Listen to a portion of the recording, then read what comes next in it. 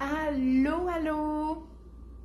Bon mercredi, j'espère que ça va bien. Donc, ça fait 2 semaines qu'on ne s'est pas parlé. Donc, j'étais en conférence la semaine dernière. Donc, j'étais pas au rendez-vous comme depuis 2018. Vous savez, je suis en direct à 10h sur ma page Facebook, pas mal à toutes les semaines, sauf des fois l'été, puis dans le temps des fêtes, puis quand j'ai des conférences, comme c'était le cas la semaine passée. Mais là, je suis de retour pour les prochaines semaines. Aujourd'hui, on va parler de gaspillage alimentaire parce que je le sais que personne n'aime ça, le gaspillage, OK? Puis ça nous fait tout mal au cœur. On n'aime pas ça, jeter de la nourriture parce qu'on a l'impression de jeter notre argent dans la poubelle en espérant qu'on le jette au moins dans le compost. Mais aussi, moi, je pense souvent, tu sais, comme à l'aliment en tant que tel, tu sais, qui est parti d'une graine, puis qu'il y a quelqu'un qui a donné de l'eau, puis qui s'en est occupé, puis après ça, il a été récolté, puis il a fait le voyage, puis tu sais, je pense à tout ça. Fait que c'est vraiment choquant de jeter de la nourriture, parce que c'est de la nourriture qui nous aura pas, qui nous aura pas nourris, tu sais, ça donne absolument rien. Donc, c'est de ça qu'on va parler aujourd'hui. Donc, moi, là, je vais essayer qu'on aille un petit peu plus profond. J'ai comme un plan de 2 pages, là, OK? Fait que j'ai pas mal de stock à parler. Fait que oui, on peut se donner plein de petits trucs pratiques comme pas jeter sa carcasse de poulet puis faire du bouillon. Puis, tu sais, en plus, ça nous fait économiser ces affaires-là. Mais on n'est pas toutes nécessairement rendus là. Puis, il y a des trucs comme ça qui conviennent juste pas à tout le monde. Tu sais, moi, là, je fais pas tous les trucs anti-gaspillage que je vois, là, comme par exemple... je sais qu'on peut faire un genre de pesto avec les fans de carottes. Mais moi, là, les fans de carottes, là, les feuilles de carottes, je les mets dans le compost, OK? Je cuisine pas avec ça. Puis, tu sais, j'en fais bien gros, là, je cuisine maison, puis ça, mais ça, c'est juste trop pour moi. Fait que je voudrais qu'on retourne vraiment plus à la base, qui est d'essayer au moins de pas perdre qu'est-ce qu'on a acheté dans le frigo. Puis si vous êtes rendu beaucoup plus loin, genre, à utiliser tout, là, les épluchures, les feuilles, puis ça, tant mieux, OK? C'est vraiment super. Fait que si vous pouvez me dire allô, comme Lindsay qui me dit allô, mais si vous avez des trucs, OK? Quelque chose là, pas, tu sais, je veux pas un étalage de tout ce que vous faites bien, là. C'est vraiment pas ça le but. Mais des trucs anti-gaspillage que vous avez mis en pratique, puis que ça l'a vraiment changé. Genre, il y a un avant, je faisais pas ça, puis maintenant, j'ai pris l'habitude de faire ça, puis pour vrai, ça nous aide vraiment beaucoup, puis je suis fière de moi, puis c'est une habitude que j'ai été capable de garder. C'est ces trucs-là qu'on veut. Fait que écrivez-les dans les commentaires parce que ces trucs-là vont pouvoir aider d'autres familles puis d'autres mamans, puis c'est pas des affaires qui vont nous faire culpabiliser. Donc, allô Sandra, Joséphine, Karine, merci d'être là. Donc, on va commencer. Je me suis dit, je pourrais aller en cuisine aujourd'hui, mais c'est parce que j'ai beaucoup de blabla à vous faire. Puis, tu sais, quand je suis debout, ben là, je vous parle de même, là, tout à côté sur le comptoir. Puis je trouve que c'est bizarre. Fait que vu que je suis pas en train de cuisiner, on va être assis.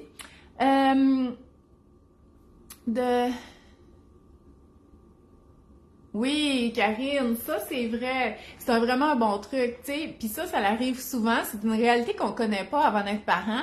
Mais les fruits poqués puis à moitié mangés, ou la banane qui était jaune le matin puis qui revient de la boîte à lunch toute brune parce qu'elle a reçu beaucoup de coups dans la boîte à lunch, on peut les congeler puis les utiliser pour un smoothie parce qu'ils vont être parfaits pour ça. La pomme déjà croquée, la poire à moitié mangée, on lave, on coupe, on met dans un bol ou un sac de congélation puis on envoie ça au congélo. Fait que super, c'est le genre de truc qu'on veut. Ça, tout le monde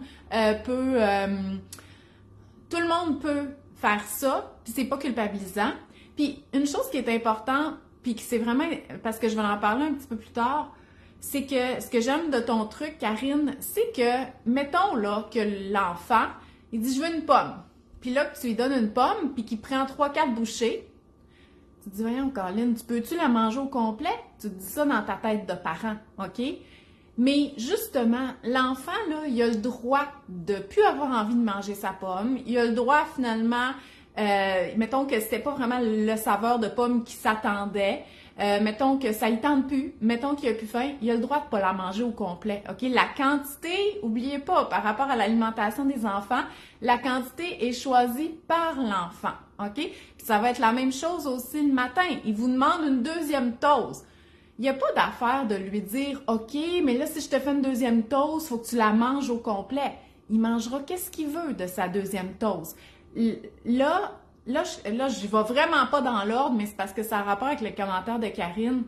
Fait que, quand on est rendu au point de manger la nourriture, on oublie les notions de gaspillage alimentaire, OK? Parce que l'enfant, il a le droit de pas manger la pomme au complet. Il n'y a pas une quantité à manger. L'enfant, il va manger la quantité qu'il a besoin puis qu'il a envie de manger à ce moment-là. S'il nous demande une deuxième toast, on y fait la deuxième toast. Puis s'il mange une bouchée de cette deuxième toast-là, c'est parce que c'est juste ça qu'il avait besoin ou c'est juste ça qu'il voulait. Fait que essayez, puis ça, je vais en reparler, je l'avais mis en dernier dans ma liste de choses à vous dire, mais essayez que dès qu'on est rendu au repas, on parle plus de gaspillage. Puis la toast avec juste une bouchée, là, savez-vous qu'est-ce que je fais avec moi? Je la laisse sur le comptoir. Puis le midi, j'ai mon fils qui arrive, puis là, le temps que le dîner se prépare, il en mange tout. Il dit rien, c'est même pas sa toast. C'était même pas à lui. Il mange la toast parce qu'à ce moment-là, il a faim. Fait qu'il n'y en a pas de gaspillage de toast, OK? Donc, voilà. Fait que dès qu'on est au niveau de la table, du repas de collation, on n'essaie pas que nos enfants mangent plus pour prévenir le gaspillage. Si vous avez à cœur la prévention du gaspillage, mettez en pratique tous les trucs que je vais vous dire là. OK? Fait que merci Karine pour ton commentaire, c'est vraiment bien. Puis le fait de congeler les pommes à moitié mangées, la banane brune que personne ne veut manger, ben ça fait en sorte qu'on ne met pas de la pression ou qu'on force notre enfant à manger plus que son appétit parce qu'on sait qu'on va l'utiliser d'une autre façon.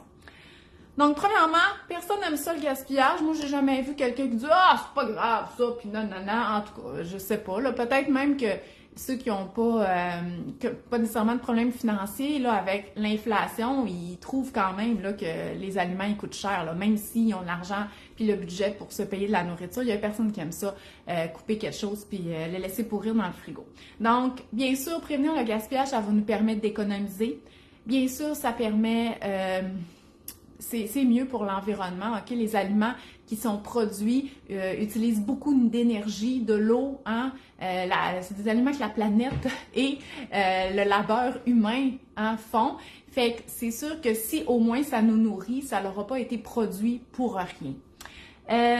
Mais je veux vraiment que vous compreniez que oui, il y a plein de choses qu'on peut faire, mais mon but, c'est pas de vous culpabiliser, c'est pas qu'on se sente plus coupable. Puis, c'est vraiment juste d'essayer de mettre des petits trucs si ça colle à nos habitudes. Et si c'est possible, peut-être de soutenir des initiatives qui vont essayer de prévenir le gaspillage. Ça peut être une bonne, même si nous, on n'est pas capable nécessairement de tout mettre ça en œuvre chez nous, bien, il y a plusieurs initiatives qui vont soutenir la prévention du gaspillage. Parce qu'une affaire, là, c'est que quand on parle de gaspillage, souvent, on imagine là, la courgette qui est pourrie dans le fond de notre frigo, OK? Mais, tu sais, ça va vraiment plus loin que ça. Tu sais, les carottes, là, dans le sac de carottes, sont à peu près toutes pareilles. Pourquoi sont à peu près toutes pareilles? Ben, c'est parce que c'est ça que les consommateurs aiment acheter. Mais si vous avez déjà cultivé des carottes ou si vous avez... Puis les tomates, c'est la même affaire. Les tomates, là, à l'épicerie, sont rondes puis sont rouges. Mes tomates, ils sont bizarres, OK? Ils sont comme fendus dans le milieu, puis il y a une tache brune parce qu'ils ont trop été décollés. Mes carottes, ils ont 2 jambes, puis sont grosses de même.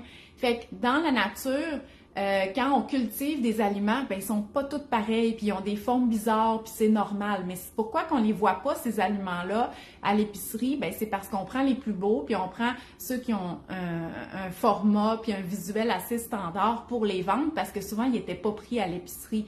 Fait que sachez là qu'avant même d'arriver à l'épicerie, il y a déjà eu un classement qui a été fait. Fait que c'est quoi qui arrive de ces aliments-là? Ben c'est souvent ça, des nouvelles entreprises et tout ça qui vont essayer de revaloriser les non classés pour l'épicerie pour faire quelque chose avec et non pas les jeter parce que ça se jette, là, OK? Puis il y a des affaires qu'on peut rien faire. Tu sais, mettons, il y a un gel pour les bébés laitues, ben les bébés laitues sont toutes mortes, là, ils ont pas... ils peuvent rien faire avec ça. Fait qu'ils raquent puis ils recommencent. Fait qu'il y a du gaspillage qui se fait à une autre échelle que nous, là, chez nous, on peut pas vraiment avoir le contrôle là-dessus. En fait, si c'est le genre d'affaires qui vous intéresse, d'aller vraiment plus loin, ben c'est là que d'acheter des légumes moches, d'acheter ou imparfaits, là, tu sais, il y a ça chez Maxi, Loblaws, les légumes imparfaits. Il y a d'autres entreprises qui font des légumes moches. Il y a des entreprises qui vont utiliser les fruits, les légumes moches, puis qui vont faire des jus, qui vont faire des eaux pétillantes, des choses comme ça, des craquelins avec la drèche de bière, ou je sais pas trop comment ça s'appelle. Fait que ça, si vous voyez ce genre d'entreprise-là qui font des produits qui sont quand même assez chers, là, je vais vous le dire, mais qui parlent de revalorisation d'aliments, ben c'est ça. C'est que eux, ils prennent les aliments qui se sont pas rendus à l'épicerie pour en faire d'autres choses. Fait que si ça, c'est quelque chose qui vous parle, puis que vous avez les budgets, ça peut être une bonne avenue pour réduire le gaspillage à un autre niveau, là, pas au niveau de la maison. Aussi, si vous voulez justement faire votre jardin, vous allez apprendre c'est quoi cultiver les aliments. Puis pour vrai, quand on a travaillé tout l'été sur un jardin, là, c'est plus le temps, là, mais on comprend mieux la valeur des aliments. Puis ça, on peut l'enseigner aux enfants aussi, parce que quand ils ont passé l'été à arroser leurs tomates, comprennent là, que ça prend tout l'été là, avant qu'elle soit rouge puis qu'elle soit prête, puis là, ils ont hâte. Fait que ça, c'est une bonne façon aussi. Mais sinon, encourager les producteurs en achetant des paniers de légumes, parce que nous, en payant à l'avance les paniers de légumes, ben on n'a pas de garantie. Est-ce que la récolte va être bonne? Est-ce que ça va être une saison difficile? Puis est-ce que ma carotte, elle va avoir genre 3 jambes? Ben vous allez avoir ça, puis c'est correct parce que vous pouvez très bien vous nourrir avec des légumes qui sont imparfaits.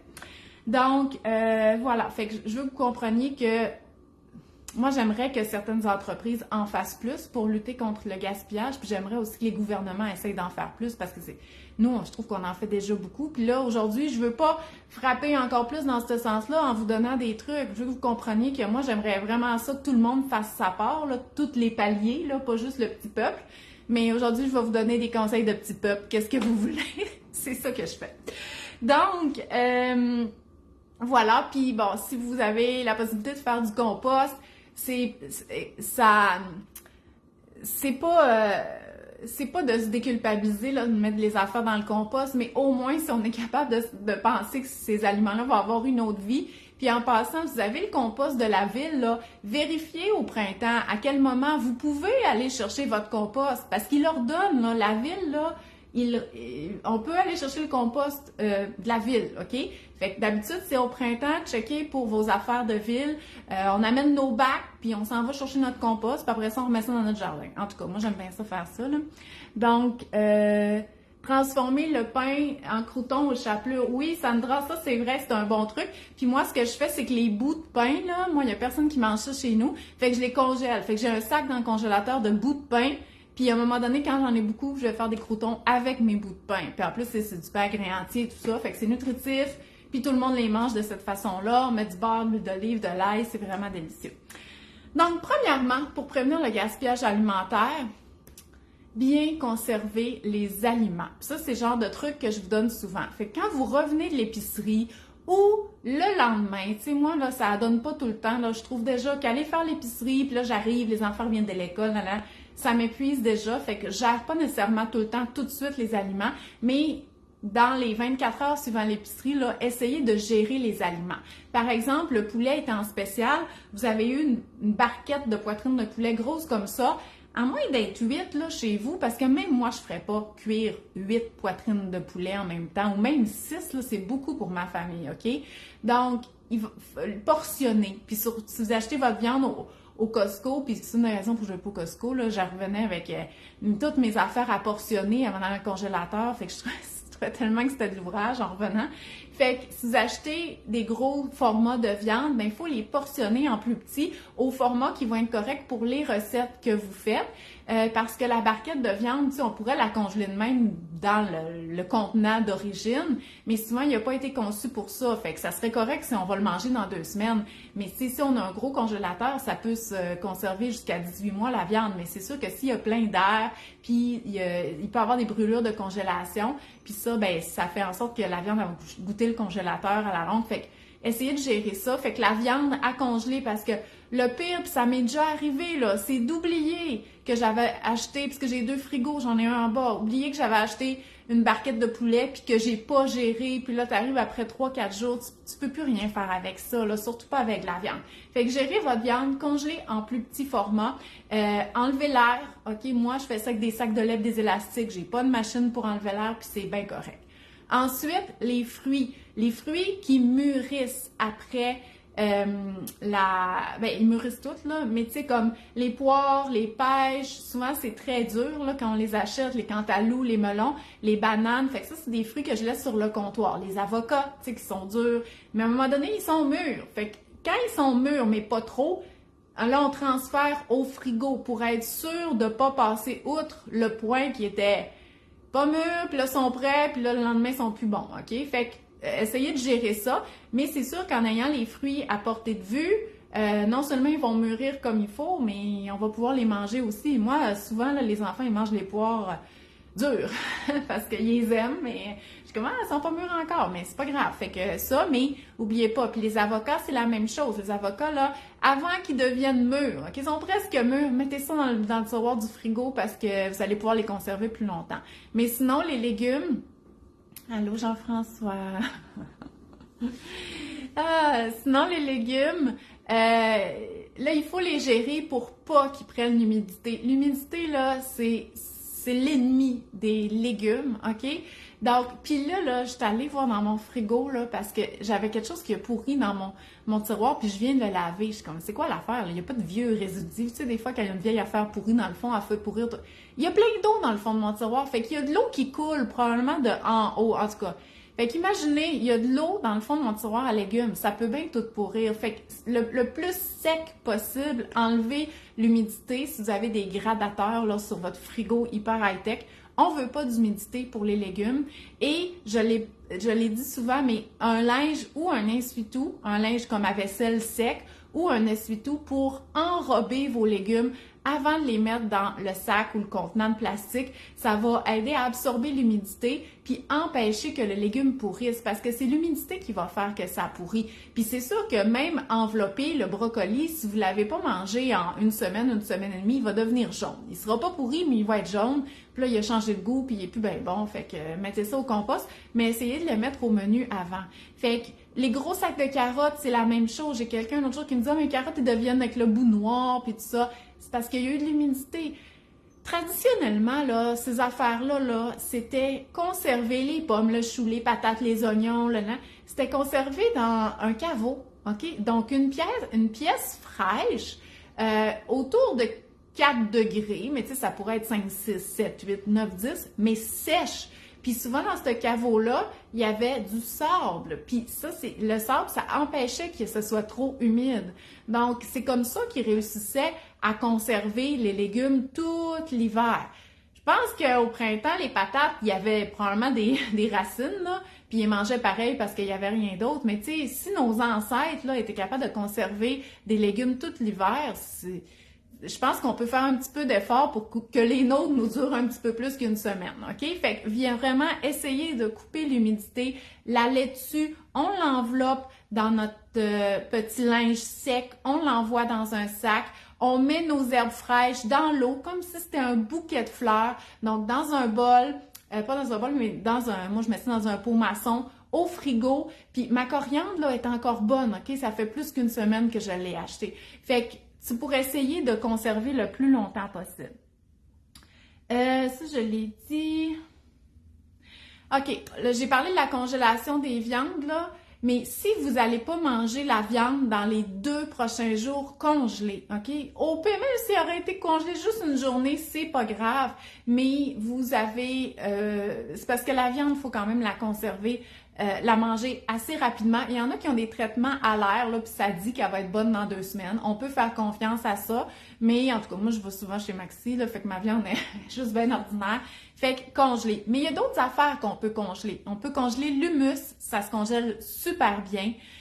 Puis des fois, quand il est en spécial, ça vaut la peine peut-être d'en acheter 2 ou 3 contenants si vous en prenez beaucoup puis de le congeler. On peut congeler le fromage. Vous savez, le fromage en briques, là, style du Québec, ben non seulement ça se garde vraiment longtemps, là, ça me surprendrait que vous n'allez pas le passer avant les 3-4 mois qu'il y a comme date dessus, mais ça se congèle aussi, puis une fois dégelé, il n'y a pas grand changement au niveau de de la texture. Le tofu se congèle aussi, même que quand on congèle le tofu, quand il dégèle, l'eau va sortir. Puis ça fait en sorte que le tofu va beaucoup mieux absorber la marinade par la suite. Fait qu'il y a beaucoup de choses qu'on congèle. Puis tu sais, j'en ai parlé abondamment par rapport aux collations maison. Vous faites vos muffins, vos biscuits, vos galettes, vos boules d'énergie, puis vous congelez ça. Comme ça, vous n'allez pas les perdre. Les muffins, là, sur le comptoir, dans un plat hermétique, ils vont devenir humides, puis à un moment donné, ils vont pourrir, puis avoir de la petite mousse dessus, puis vous allez finir par les jeter. Puis là, c'est encore plus choquant parce que vous l'avez fait vous-même. Fait que vous savez c'est quoi le temps qui a été associé à ça. Fait que vous faites vos muffins, ils sont refroidis, ben on met ça dans le congélateur, comme ça, on va pas les perdre. Fait que le congélateur, c'est vraiment votre ami pour bien conserver les aliments. Assurez-vous aussi, puis tu sais, je pense que vous avez déjà compris, là, si vous me suivez depuis longtemps, que je suis vraiment pas une freak de l'organisation de la bouffe, puis que moi, c'est juste utilitaire et pas beau quand j'ouvre mon frigo, mais je sais quoi et où. Fait que si vous perdez de la nourriture dans le fond de votre frigo, ben c'est peut-être le moment de reclasser, puis faire des sections, puis d'être un petit peu plus organisé. J'ai déjà vu, je me rappelle plus qui fait ça, c'est quelqu'un sur Instagram là qui, je pense que est journaliste ou en tout cas elle écrit, puis elle disait qu'elle mettait ses fruits et légumes dans la porte du frigo, puis elle recevait tout le temps plein de commentaires comme quoi c'était pas la meilleure place pour mettre les légumes dans la porte du frigo parce que tu sais quand tu ouvres la porte il fait moins frais puis il y a des changements de température, puis elle disait oui mais j'ai vois comme ça puis j'ai perds pas. J'étais comme, ben oui, tu sais, pourquoi pas? Parce que c'est vrai, elle ouvrait la porte, puis il était toute la laitue, puis les affaires un à côté de l'autre. Moi, ma façon de conserver les aliments, je vois rien pantoute, là. Je mets ça dans une serviette, dans un sac de lait, mais j'ai une mémoire incroyable, OK? Fait que je sais très bien qu'est-ce que j'ai, puis c'est où. Mais si c'est un peu difficile, trouvez une façon pour voir les aliments. Donc ça, c'est bien conserver les aliments. En mi-semaine, c'est pas mal là. Là, aujourd'hui, regardez ce que vous avez dans le frigo, puis il y a des choses à mettre au menu. Moi, j'ai encore des épinards. Il y en a un petit peu de mou là-dedans, fait que je vais pas les consommer en salade, je vais les faire cuire, je vais les faire sauter. Fait que là, il faut que je trouve une recette, parce que là, j'ai pas planifié mes repas, parce que j'étais en voyage en fin de semaine, mais il faut que j'utilise ce qu'il y a dans mon frigo, puis j'ai beaucoup de légumes qui sont plutôt de longue conservation, choux, chou-fleur, navets, rutabaga, céleri rave, mes épinards. Fait qu'il faut que je fasse quelque chose pour mettre ça au menu. Puis une des façons pour moi de passer beaucoup de légumes, c'est de faire des sautés. Fait que je pense que je vais faire un sauté oignon, épinards, choux. Et je vais servir ça avec du riz. Puis la protéine, ça va être soit du tofu ou du poulet. Même si c'est ça que j'ai mangé les 2 derniers jours. Parce que c'est ça que j'ai dans le congélateur. Fait que ça va probablement être ça. Mais vous comprenez que en regardant qu'est-ce que j'ai, en disant, OK, qu'est-ce que je vais faire avec ça parce que je veux pas le perdre, ben demain, mes épinards, là, il n'y a pas de risque qu'ils soient morts parce qu'ils vont avoir été mangés. Donc, c'est vraiment en mi-semaine, regardez qu'est-ce que vous avez puis mettez ça au menu parce que c'est comme ça que vous allez ne pas les perdre. Ensuite, puis là, ça a rapport avec le point que je viens d'apporter, c'est de regardez qu'est-ce que vous avez, c'est quoi votre inventaire bouffe, puis de mettre ça au menu. C'est sûr qu'il y a des affaires qui se conservent, là, les pois chiches, les cannes de thon, les affaires que vous avez dans le congélateur, il n'y a pas de risque tant que ça qui se perdent, là. Mais le frais, comme mes épinards, comme mon chou, c'est ça qu'il faut mettre au menu. Puis là, je comprends que les légumes, c'est pas vraiment un repas complet, mais au moins, tu sais, ça peut vous donner une idée. Par exemple, moi, j'aime beaucoup le brocoli avec le saumon. Fait que, tu sais, si j'ai un brocoli à passer, puis j'ai du saumon congelé, je vais dire, je vais faire du riz, du saumon, puis du brocoli. Fait que le saumon il était congelé, le riz, il n'y avait pas de risque de se perdre, mais au moins le brocoli va être passé. Fait que vous voyez un petit peu le genre. Fait que regardez ce que vous avez chez vous, puis essayez de mettre ça au menu parce qu'après ça, ils vont être passés. Après ça, qu'est-ce qui va vous sauver pour essayer de prévenir le gaspillage davantage? C'est de savoir substituer, OK? Fait que si vous avez une courge butternut à moitié mangée, OK? Parce que vous avez fait une recette, vous aviez juste besoin de la moitié de la courge parce qu'elle était bien grosse, OK? Fait que là, vous savez pas quoi faire avec. Peut-être que ça vous viendra pas à l'idée, mettons que vous cuisinez pas beaucoup la courge, de faire un curry à la courge ou un potage à la courge. mais que vous avez plus des idées de recettes qui vont avec la patate douce, comme des galettes à la patate douce ou un potage à la patate douce ou des frites de patate douce, ben de comprendre que la courge puis la patate douce, ils peuvent pas mal faire la même chose dans les recettes, ben ça va peut-être faire en sorte que vous allez être plus capable de passer votre courge. Puis ça, c'est la même chose pour pas mal toutes les catégories. Compote de bananes, de poires, de pommes, de betteraves, de patates douces, de courges, ça peut faire à peu près toutes les mêmes recettes de collation. Le goût sera pas pareil, la couleur sera pas pareille, mais ça fonctionne quand même parce que dans mon livre de collation, il y a les galettes moelleuses, puis dans les galettes moelleuses, il y a une purée. Fait que oui, la recette de base, c'est une purée de banane, mais il y a celle-là à la patate douce, il y a celle-là, la version nuit jour, puis on pourrait même prendre... Y a-tu la version à la betterave? En tout cas, je l'ai testé, la version à la betterave, je me rappelle plus si c'est dans le livre final, ça fonctionnait aussi, OK? Fait que quand on comprend que toutes les purées sont équivalentes dans une recette de dessert, ben déjà, ça peut nous sauver de notre betterave tout seul qu'on ne sait pas quoi faire avec. Ensuite, il y a certains repas, puis substituer, là, c'est les herbes, OK? Toutes les herbes fraîches, ils substituent. Ça goûtera pas la même chose, mais ça fait la job pareil. Les herbes séchées, ça substitue. Allez pas à l'épicerie pour vous acheter de la marjolaine, là. Mettez du basilic, puis c'est pas grave, OK? Ça goûtera pas la même chose, mais pour une recette de semaine, là, ça va être vraiment correct. Les sortes de fromages se substituent, que ce soit du Gouda, de la mozzarella, du cheddar, ça goûtera pas la même chose. Le mozzarella, il s'étire, c'est le fun sur les pizzas, mais si c'est du cheddar, ça va faire la job pareil, surtout quand on est dans les recettes de semaine. Une recette de tofu, on peut le faire avec du poulet. La recette de poulet, on peut la faire avec du tofu. Fait qu'une fois qu'on sait substituer, là, il n'y a plus beaucoup de limites à passer nos ingrédients. Mais ça, c'est quelque chose qui se pratique. Il y a plusieurs personnes qui sont incapables de pas suivre une recette, puis tu sais, c'est correct. Mais une fois que vous allez avoir plus de pratique, essayez de substituer, puis ça va vraiment vous aider à prévenir le gaspillage parce que vous allez utiliser les aliments que vous avez déjà ou vous n'irez pas vous acheter des aliments à l'épicerie que vous savez pas si vous allez être capable de passer autrement parce que vous savez pas qu'on pourrait prendre d'autres choses. Bref. Ensuite, je vous dis des petites recettes, OK, qui sont magiques pour passer des restes. Pour passer un reste de viande, de riz ou pâte ou quinoa, peu importe, avec des légumes cuits. Mettons que vous avez fait une plaque, OK? Fait que c'était un filet de porc, des légumes, puis beaucoup de riz, OK?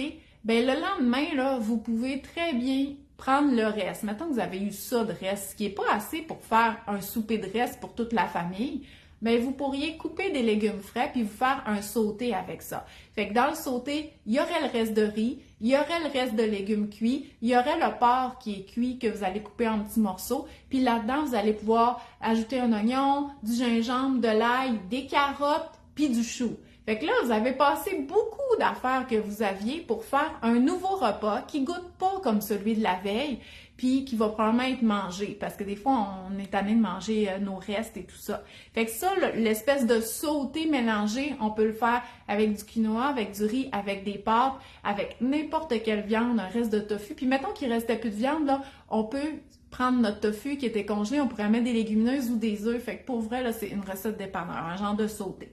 Ensuite, avec des fruits trop mûrs, on peut les congeler pour les smoothies, on peut faire des compotes, mais sinon, la recette par excellence, c'est la croustade.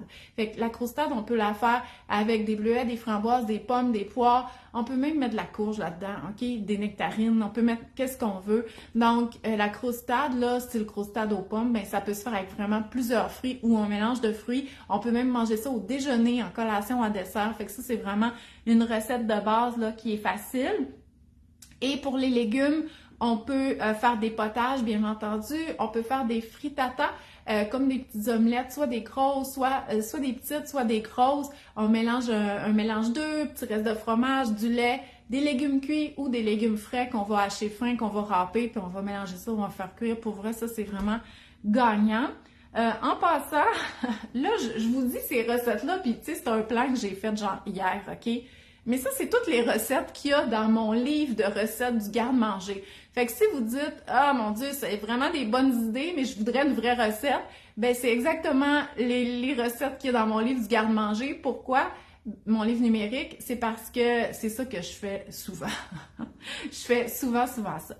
Bon, fait que quelques trucs en vrac, OK? Faire du bouillon de poulet avec les os puis les carcasses dans la mijoteuse ou dans l'autocuiseur. Puis, on n'a pas besoin d'acheter le poulet entier. Si vous achetez des cuisses de poulet, ou en tout cas quelque chose qui a des os, là, ben une fois qu'ils sont mangés, là, vous pourriez garder ces os-là pour faire un bouillon de poulet. Moi, je mets ça dans l'Instant Pot, là, fait que je mets mes morceaux d'os, je mets mes os, puis moi, je garde quand même certaines épluchures, je garde pas toutes les épluchures, là. Je garde le verre de poireau, puis les feuilles de céleri. Ça, je les congèle. Fait que quand je fais du bouillon, je vais prendre ça dans le congélateur, je vais mettre ça, je vais remplir mon Instant Pot d'eau, puis je fais mon bouillon, OK? Puis, tu sais, pour moi, c'est pas quelque chose qui me demande beaucoup plus de gestion. Donc, ça, mais si je récupère pas toutes mes épluchures de légumes pour faire du bouillon, j'en ai ben trop, là. Moi, j'ai 2 bacs de comptoir de compost, puis souvent, je les remplis les 2 dans la même journée, OK? Fait que si je remplissais juste ça d'épluchures, là, ma maison ne serait qu'épluchures, OK? Fait que je les jette la plupart de mes épluchures, ils vont au compost. Acheter juste la quantité nécessaire, puis tu sais, ben, en fait, je comprends que vous êtes une famille, fait que, tu sais, vous pouvez acheter plus gros. Tu sais, comme moi, c'est sûr que j'achète des gros formats parce que j'étais habituée de cuisiner pour plusieurs personnes.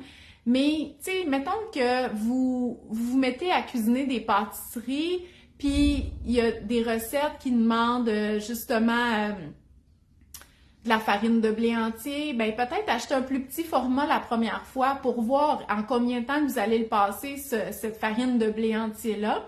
Et si finalement vous le passez rapidement, ben là, vous pourriez acheter des formats un petit peu plus grands. Fait que quand vous n'êtes pas trop sûr si vous allez utiliser ça souvent ou vous savez pas trop comment le cuisiner, achetez juste des petites quantités, puis c'est là que les magasins de vrac peuvent être intéressants, comme par exemple de la farine de pois chiche. Tu sais, des fois, il y a des recettes qui nous font sauter. Maintenant, vous avez une amie là qui mange moins de glucides, là, fait qu'elle la cuisine avec de la farine d'avoine, mais pas d'avoine, mais d'amande. Mais avant de vous acheter un gros sac de farine d'amande au Costco, vous ne saurez pas quoi faire avec, ben peut-être en prendre juste un petit peu, puis tester. Puis si finalement ça fait partie de vos habitudes, vous achèterez des gros formats. Fait que d'acheter la quantité que vous avez besoin versus les gros formats qui sont souvent plus économiques, surtout pour les aliments que vous ne savez pas trop quoi faire avec. Ensuite, congeler. Mon Dieu, je l'ai dit. Il y a d'autres affaires qu'on peut congeler. Si vous avez cuisiné trop de riz, ça se congèle. Trop de pâtes, ça se congèle. Trop de quinoa, ça se congèle. Puis qu'est-ce que vous allez pouvoir faire avec ça? Ben, c'est l'espèce de sauté là, que je vous ai parlé tantôt. Fait que, par exemple, il vous reste un petit bout de filet de porc gros de même, puis 4 oignons secs là, de votre plaque. Mettez ça dans un contenant, puis demain, vous dégèlerez votre riz, puis vous ferez un sauté avec des nouveaux légumes, OK? Vous allez avoir un beau repas avec un petit reste que vous pensiez jeter tellement qu'il n'y avait pas rien pour nourrir une famille là-dedans. Fait que ça se congèle. Ça, je l'ai dit. Puis bon, mettons là que moi, puis vous avez dit, j'ai eu quelques commentaires, même si j'ai 4 enfants, moi, je suis un adulte, hein, puis je suis pas un adulte qui mange des grosses quantités. Fait que c'est vrai que mon repas complet pour ma grande famille de 5 est assez petit versus certaines personnes qui ont, mettons, un parent qui a vraiment meilleur appétit puis des enfants qui mangent beaucoup. Moi, j'ai quand même des enfants ben, tu sais, les petits mangent moins, là, puis Agathe, elle mange beaucoup plus, là, mais je suis pas encore au point de faire énormément de quantité. Mais quand Jean-François vient manger, c'est vrai que des fois, on est assez limite, là, au niveau de la quantité. Mais il y en a, là, qui cuisinent, là, même s'ils ont juste 1 ou 2 enfants, qui cuisinent comme ma belle-mère, là, OK? Qui cuisine pour à peu près 10 en tout temps, OK? Même si la majorité du temps sont encore 2. Fait que si c'est votre genre, là, ben, à un moment donné, là, vers le mercredi, jeudi, il reste tellement de restes là, qu'il faut gérer ça, là, parce que sinon, ça donne rien. Arrêtez de faire de la nouvelle nourriture. Il faut manger les restes. Donc, ça se pourrait que le jeudi ou le mercredi soir, ça soit le moment de dire « OK, mais ce soir, on mange des restes, OK? » Puis, il n'est pas obligé d'avoir une portion pour chacun. Vous pourriez dire « Il me reste ça de pizza, il me reste un peu de spaghetti, j'ai de l'hummus, j'ai du fromage, j'ai du pain, j'ai des légumes, des crudités. » Ben, mettez tout ça sur la table puis mangez tout ça. C'est un repas bizarre, OK? Mais c'est un repas qui est nourrissant. Il va nourrir votre famille. Chacun va pouvoir, on leur laisse un peu de la liberté, ils vont pouvoir choisir par rapport à ça, argumenter un peu s'ils veulent tout le reste de pizza, mais tout le monde va être nourri, puis vous allez avoir passé vos restes. Fait que les soupers de restes, là, essayez de mettre ça au menu si vous générez beaucoup de restes. Moi, je génère pas beaucoup de restes. C'est ça que j'essayais de dire. Je cuisine pas encore des très grandes quantités, même si j'ai beaucoup d'enfants. Voilà. Puis, je le répète, même si je l'ai dit au début, quand la bouffe est sur la table, là, on ne parle plus de gaspillage alimentaire. Si vous avez mis en application tous les conseils que j'ai donnés depuis le début, vous avez fait votre part, OK? Que votre enfant, il mange la moitié de ce qu'il y avait dans son assiette, qu'il y a de la bouffe qui se ramasse par terre, qu'il y a un verre de lait qui soit tombé sur la table, on oublie le gaspillage, OK? Même si ça vous fait mal par en dedans. Mais parce que, par rapport à l'alimentation des enfants, venir les culpabiliser de ne pas manger au complet parce qu'il y a des enfants qui meurent de faim dans le monde, puis que c'est vraiment pas une bonne façon, de leur faire apprécier les aliments, deux, de les aider à respecter leur appétit. Parce que, tu sais, là, qu'ils mangent plus que leur appétit, ça sauvera aucun enfant qui meurt de faim dans le monde. Si ça, c'est un sujet qui vous touche, il y a des actions qu'on peut faire aussi, mais c'est pas ce soir au souper qu'on va gérer ça, là. Fait que, évitez de parler de gaspillage une fois que la nourriture est servie sur la table, parce que c'est plus le moment, puis ça pourrait avoir des répercussions négatives. Parce que ici, là, tu sais, vous n'êtes pas obligé de dire oui, moi, parce que c'est très personnel, mais en tout cas, des familles que je connais, que les enfants sont maintenant des adultes d'à peu près mon âge, qui ont toujours eu l'habitude de finir leur assiette pour prévenir le gaspillage, ça fait pas en sorte qu'ils ont une très bonne relation avec les aliments, puis ça fait surtout pas en sorte que ces adultes-là sont en mesure d'écouter leur appétit. Puis je suis convaincue que vous voulez pas faire ça pour vos enfants aussi. Fait qu'une fois que la bouffe est ça à table et qu'on est en train de la manger, on parle plus de gaspillage, mais si ça vous tient vraiment à cœur, il y a plein d'actions qu'on peut faire, puis c'est ça qu'on a parlé depuis le début de la vidéo.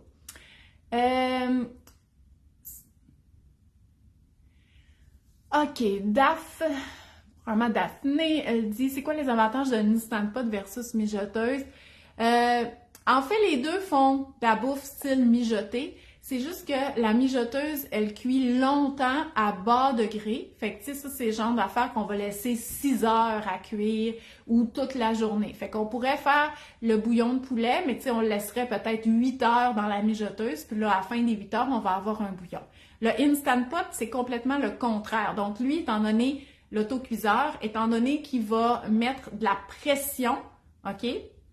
Mais ça va faire en sorte qu'on peut atteindre des températures beaucoup plus élevées, donc ça va cuire plus rapidement. Fait que notre bouillon à la mijoteuse qu'on ferait mijoter pendant 8 heures, dans l'autocuiseur, je le mettrais 20 minutes, puis on va avoir le même résultat, OK? Fait que moi, j'utilise plus l'autocuiseur. J'ai eu une mijoteuse longtemps, mais c'est parce que ça faisait en sorte qu'il fallait que je parte mon souper à 10 heures le matin, puis à 10 heures le matin, l'odeur de bouffe, c'était juste trop pour moi. Moi, je préfère cuisiner à partir de 3 heures. Je coupe mes affaires, je mets ça dans l'autocuiseur, je laisse ça là, je m'en vais chercher les enfants à l'école, je m'en vais porter quelque chose à la bibliothèque, je vais faire des commissions, je reviens, j'ouvre mon Instant Pot, puis je mange, OK? L'Instant Pot correspondait mieux à mon quotidien. Donc, Julie, elle dit « Suggestion de livres, famille nombreuse, saine et en santé ». Ben, en fait, peu importe le type de plat, là, même si c'est genre des pâtes crémeuses au poulet, puis nanana, tu sais, pour que le repas soit équilibré, servez ça avec des légumes, fait que des crudités, un légume à côté, fait que les recettes n'ont pas nécessairement besoin d'être santé. Mais pour vrai, c'est sûr que à la base, là, Ricardo, c'est tout le temps une bonne base parce que les recettes, ils ont été testées, OK? Fait qu'on s'embarque pas dans une aventure on sait pas si on va bien tomber ou pas. Parce que des fois, il y a des recettes que finalement on fait cuire puis c'est un peu tout croche, là. Mais Ricardo, il y a une grosse équipe de développement de recettes. Fait que pour les nouvelles recettes, moi, je fais beaucoup confiance à Ricardo. Sinon, pour les grosses familles avec des grandes quantités, vite comme ça, il n'y en a pas. Je vais essayer d'y réfléchir. Il n'y en a pas qui me viennent en tête. C'est sûr qu'il y en a qui existent. Mais c'est sûr que tout ce qui est plat à partager, c'est facile d'avoir des plus grandes quantités. Donc, les soupes repas, les salades repas que chacun va fabriquer, les bols repas, ou sinon des mijotés qu'on va servir sur du riz ou des pâtes, donc, et les plats en casserole. Fait que style pâté chinois, style gratin de saumon avec des béchamels, des choses comme ça. Ça, c'est vraiment des repas familiales par excellence. En fait, j'ai reçu un livre, puis je vais vous le présenter dans mes stories. Ça s'appelle « Vegan à petit budget ». Puis, bon, c'est sûr, c'est des recettes végé, même vegan. Fait que même si vous n'êtes pas végé, vous pourriez prendre le fromage puis mettre du vrai fromage. Là. Mais les recettes, je trouvais tellement que c'était familial. Là, des casseroles de riz aux lentilles, des sautés avec des pois chiches, avec tout le temps une protéine végétale, soit des légumineuses ou des produits du soya. Fait que je vais vous présenter en story aujourd'hui. Si les recettes végé là, vous intéressent, je trouvais vraiment que ce livre-là était, il était très familial. Fait que ça, j'aimais ça. Roxane, elle me dit faire des petites portions dans l'assiette et en redonner si on demande. Oui, pour aider le gaspillage. Oui.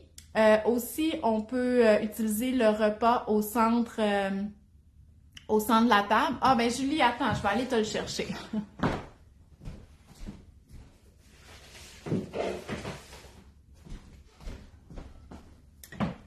Mais faites, OK, pour revenir à Roxane, là, tiens Julie, tu peux regarder le livre en attendant. Pour revenir à Roxane, oui, on peut faire des petites portions. Mais je vais te parler d'une histoire qui m'est déjà arrivée, puis ça avait été extrêmement choquant pour, bon, mon enfant qui mange moins. Moi, mes enfants, ils n'ont pas de problème d'alimentation, là, mais pour mon enfant qui mange moins, c'est arrivé que quelqu'un qui sait qu'il mange moins a voulu servir un demi-hamburger parce que elle mange jamais au complet, OK? Oh mon Dieu, ça a été la crise. Puis je comprenais 100% mon enfant, puis j'étais pas contente contre la personne parce que j'ai dit « Hey, pas grave, ça mange juste un demi-hamburger, là. Elle va bien, moi je vais le manger parce que moi je m'en sers tout le temps rien qu'un. Puis si j'ai encore faim, ça m'arrive de manger les restes des enfants. Si j'ai encore faim, OK?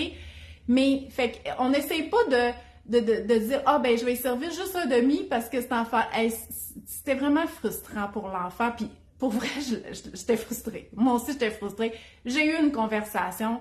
Puis, le pire, c'est que c'est vrai qu'elle a mangé juste la moitié de la boulette. OK? Mais elle a mangé le pain au complet. Fait que pour son appétit, c'était pas juste un demi-hamburger qu'elle avait besoin. C'était une demi-boulette plus un pain complet. OK? C'est ça, donner le contrôle de l'alimentation à l'enfant. Donc oui, on peut servir des plus petites quantités, mais on peut aussi laisser le contrôle, puis au pire, il en reste pas dans l'assiette. C'est pour ça que je vous dis, faites un switch dans votre tête. Une fois que vous êtes assis à table, il n'y en a plus de gaspillage. OK? Vous gérez vos restes. Moi, les restes dans les assiettes des enfants, ça s'en va dans les plats lunch, là. OK? Ça ne m'écœure pas, puis tout ça, c'est ma famille. OK? Fait que essayez de travailler là-dessus, là, mais je vous le dis, puis je vous dis, c'est vraiment un mindset, OK? Mais essayez de vous dire, une fois que je suis assis à table, je ne pense plus au gaspillage, j'ai fait ma part, OK? Parce que sinon, ça risque de vous faire faire des interventions comme l'histoire du hamburger que je viens de vous raconter, qui est extrêmement frustrant pour l'enfant. Fait que c'est lui, le livre que je vous ai parlé, c'est « Vegan à petit budget ». Ce sont des vraies recettes protéinées avec une protéine riche en fer. Donc, il y a des légumineuses, il y a des protéines végétales, du soya, du tofu. Je peux remarquer qu'il y avait de la PVT. Puis, hey, j'ai tombé. Ça, c'est sûr que je vais faire ça. C'est Malai Kofta. Fait que c'est des boulettes de tofu. On sert ça sur du riz. Puis, tu sais, ça dit à petit budget. Bien entendu, les protéines végétales sont moins chères. Mais je vous montre les autres recettes, là. C'est extrêmement familial, là. Hot dog Michigan. Il y a une casserole aussi de riz et de lentilles. Bon, il y a quelques pains. Il y aurait des recettes de collation qu'il faut absolument que j'essaie. Les coquilles, ça ressemble comme à un pâté chinois. Pas de paille aux légumes et pois chiches en sauce béchamel. Puis comme je vous dis, si vous n'êtes pas végane, tu sais, moi je suis pas végane, là, fait que je vais pas acheter du fromage ou cuisiner avec une boisson végétale. Je vais utiliser des produits laitiers là-dedans, mais la base là, de la recette végétarienne à base de pois chiches, je vais la faire, OK? Je trouvais que c'était extrêmement familial comme repas, puis ça m'a fait penser à ça, tu sais, des sandwichs, des plats de pâtes, des croquettes, tu sais, c'est... Vraiment, je vais vous en reparler, là. Donc, c'est Sarah Girard, ma cuisine de tous les jours. Vous la connaissez peut-être, là, elle est très populaire sur Facebook, Instagram. Elle cuisine beaucoup, d'ailleurs, avec mon livre de collation. Puis, c'est elle qui me dit, non, tes recettes de collation sont vraiment faciles à véganiser, si jamais vous voulez faire mes collations de vegan. Fait que pour vrai, là, vous irez voir ça. En plus, bon, vegan à petit budget, on s'entend que c'est des recettes qui coûtent pas cher, là, parce que déjà, ça coûte moins cher que de la viande. Sarah Girard, c'est ma cuisine de tous les jours. C'est ça son blog sur Internet. Donc, Sarah Girard, je vais vous mettre les coordonnées en commentaire. Lindsay, j'adore ce que tu dis, c'est difficile de faire comprendre que c'est une histoire de politesse de finir son assiette. Ah non, non. Moi, je finis pas mon assiette. Il y a une bouchée là, qui me tente jamais. OK? La dernière, ça me tente plus. Pas tout. OK? J'ai plus faim. Ça me tente plus. Puis tu sais, c'est pas j'ai plus faim, je suis pleine, je peux plus manger. Le corps, quand on l'écoute, là je parle pour les adultes, là, à un moment donné, les signes qu'on a plus faim, c'est un désintérêt vers les aliments. Quand ça nous tente plus, quand ils nous disent plus rien, c'est probablement parce qu'on est dans le processus de plus avoir faim. C'est la même chose pour les enfants. Mais, fait que moi, je finis pas mon assiette. Puis c'est correct, parce que quand j'ai plus faim, j'ai plus faim. Je mange plus. Puis je mange quand j'ai faim. Fait que c'est l'après-midi, c'est le soir. Là, non, le soir, j'ai plus faim. Là, c'est vraiment plus dans le jour. En tout cas, je mange comme un enfant. Mais c'est correct, OK? Fait qu'il n'y a pas d'affaire d'être poli ou pas, puis de gaspiller ou pas rendu à la table. Là. Puis pour vrai, on peut faire vraiment... Bon. Acheter en vrac, ça vaut la peine. Je croyais que c'était pas accessible pour les grandes familles. Finalement, ça me revient au même prix que l'épicerie. Ça doit dépendre, Sandra, parce que, tu sais, moi, je vais souvent au bulk barn, puis j'y vais la journée que le dimanche, parce que en plus, quand on amène nos contenants, on a 15% de rabais le dimanche, puis je trouve quand même que c'est cher. Fait que c'est sûr que pour les noix, les pépites de chocolat, je trouve que ça vaut plus la peine que quelqu'un aille me les acheter au Costco, OK? Parce que moi, je vais pas au Costco, il y a du monde qui va à ma place. Mais quand j'ai besoin de petits ingrédients spécifiques comme les pépites de caramel ou des flocons d'érable ou des choses comme ça, j'adore le bulk barn parce que je peux en acheter des petits contenants puis les utiliser dans mes recettes comme une ou deux fois, puis après ça, j'en ai plus, puis après ça, je vois si j'ai besoin d'en racheter. Fait que, tu sais, comme les flocons d'avoine, ces affaires-là qu'on peut acheter comme à bas prix, à l'épicerie, je suis pas tout le temps certaine ça vaut la peine, mais pour certaines choses, oui. Fait que c'est intéressant. Si jamais tu as des tableaux comparatifs ou des aliments spécifiques que tu trouves que ça vaut plus la peine en vrac, bien, on serait preneur de ces informations-là. Avec les restants de peinture, je fais du pudding. Ah oui, gâteau du nord de la France. Dans le fond, c'est ça, on fait tremper dans un mélange comme de pain doré, puis on fait une espèce de casserole avec ça. C'est une bonne idée. En fait, tu sais, nos grands-mères, puis la bouffe traditionnelle étaient des maîtres dans l'art de réutiliser les aliments. Donc, c'est vraiment des bons trucs.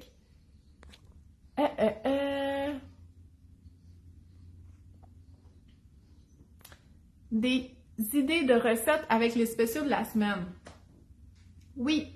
En fait, je pourrais pas vous faire ça à chaque semaine. Ce que je vous suggère de suivre, c'est les vraies aubaines. Elle est vraiment la pro des spéciaux de la semaine. Moi, pourquoi je pourrais pas vous faire ça? Puis c'est à cause de ma technique de planification, c'est que je vais acheter les viandes en spécial de la semaine, mais je vais les congeler. Fait que c'est pas elle que je vais utiliser pour mon menu de la semaine, c'est souvent celle-là des semaines d'avant que j'avais congelée. Parce que moi, j'enseigne plutôt à partir des aliments qu'on a à la maison pour faire notre menu de la semaine. Fait que si le filet de porc est en spécial cette semaine, possible que je l'achète puis je le mette au congélateur. Mais je vais pas nécessairement baser mon menu là-dessus parce que si la journée que tu vas au Maxi, il n'y en a plus de filet de porc, ben t'es un petit peu dans la merde là, pour faire ta recette de filet de porc parce qu'il n'y en a pas. Puis il va falloir que tu y retournes la journée qu'il va en avoir. Fait que moi, j'aime beaucoup mieux acheter en spécial congelé. Puis là, quand vient le temps de faire mon menu de la semaine, je me dis qu'est-ce que j'ai dans le congélateur? Puis bon, j'ai du poulet, j'ai mon filet de porc de la semaine passée, puis c'est ça que je vais mettre au menu. OK, super, merci pour la recommandation Miss Économe, super. Puis, une autre chose, OK? Là, je le sais qu'il y en a qui ont déjà suivi mon cours de planification des repas. Je sais que ça fait longtemps que je ne l'ai pas donné, ça fait 1 an, mais là, je vais faire une nouvelle cohorte, puis je suis en train de tout réviser la structure du cours. Mes vidéos sont vraiment bonnes. Je suis tout en train de me réécouter. Écoutez, d'habitude, là, on n'aime pas trop ça, se regarder en vidéo. Mais là, quand je regarde mon cours, puis les vidéos, puis comment j'avais monté le cours, puis je dis, ben voyons, c'est vraiment bien fait.